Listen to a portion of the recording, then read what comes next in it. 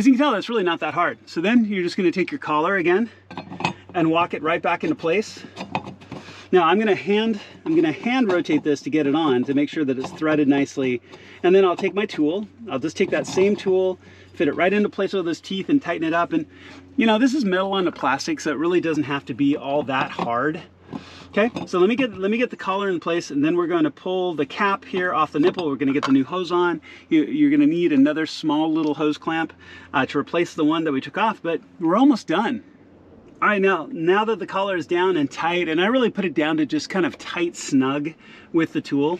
So you've got your fuel line here. I've got a new one of your typical just ratcheting hose clamps.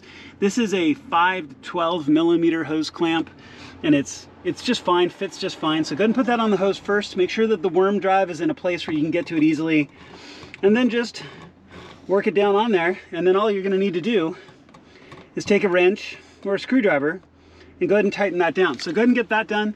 Then we're gonna plug it back in, and we're almost done.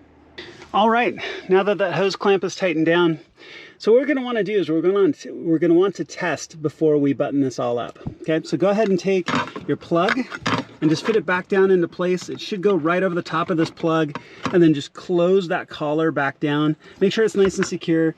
Check your hose here as well. That's very, very secure, so it's just fine. So it should be good to go.